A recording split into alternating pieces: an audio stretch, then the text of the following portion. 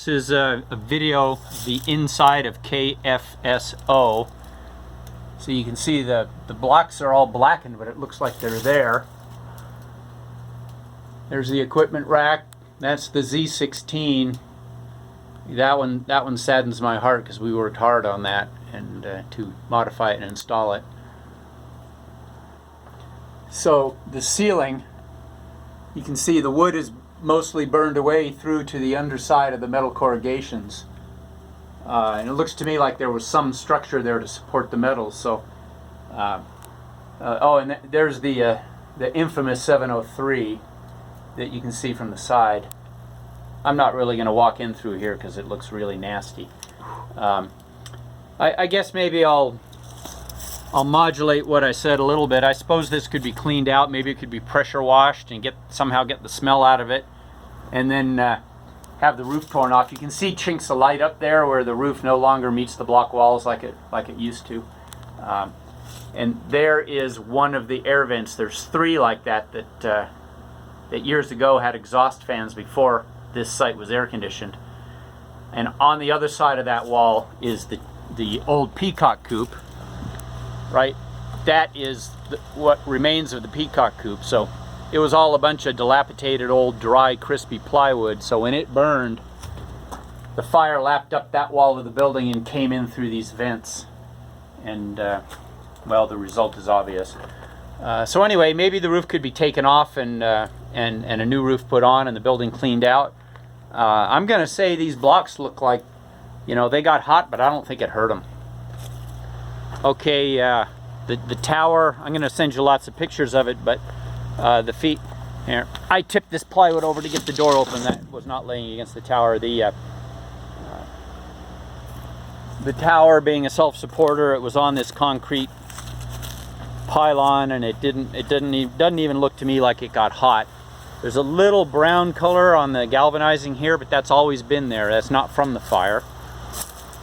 Here is the different runs of coax as they come down, not melted, where this tape, okay, that's been like that, that's years old, that's not from the fire. And then it's not until it actually enters the building where you can see the flames came out from the inside and charred the feed through. So the coax was untouched until it entered the building. So I'm going to say here we're 100% on this tower. Now, there's space here that used to be all trees and brush.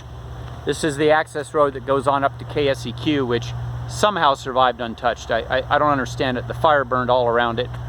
The generator's in that wooden shed, and the metal container has a wooden roof. The diesel tank's out in front of Man and God, and the fire burned right over it, and it didn't catch. Anyway, this out here, there were these old tanks, and our SAT-L dish was out there, and it was, you couldn't even get to it without hacking away at the brush.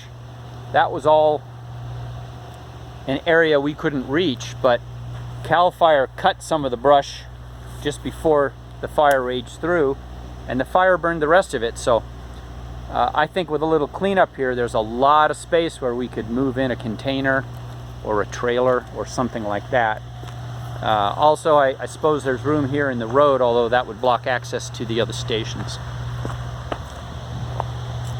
Downed power lines, no danger now since the site's been de-energized. As you can see, the outside of the building looks untouched except the corrugated steel roof. You can see where fire lapped out, and looks like maybe tar paper was melting or something. It kind of dripped down some black goo. Here's our famous webcam that always, for the last almost 20 years, has allowed us to keep an eye on how much snow has built up at Esham in the wintertime. Electrical service entrance. Here's the generator. Like I was describing on the phone, there's pine needles and leaf litter around it that did not ignite. The generator is untouched. I did unlock and open this panel, and I turned the key to the manual position and it fired right up. So this generator is good to go. It is rated at 45 kilowatts continuous and 55 kilowatts peak, according to the builder's plate. It's on a base fuel tank. I'm not sure of the capacity, but that's a big one. Now it's double containment, so it's not really as big a capacity as it looks, but I'm going to say that's at least 300 gallons. Also, I'm sure some type of a portable tank would be available that could be brought up here that might hold, you know, another 500 or 800 gallons, and then with regular fuel deliveries, we could run for a good long time. Okay, well, I didn't get any video of up around KBOS and KSOF because there's not really a reason to. Everything up there is destroyed. I will talk to you guys later.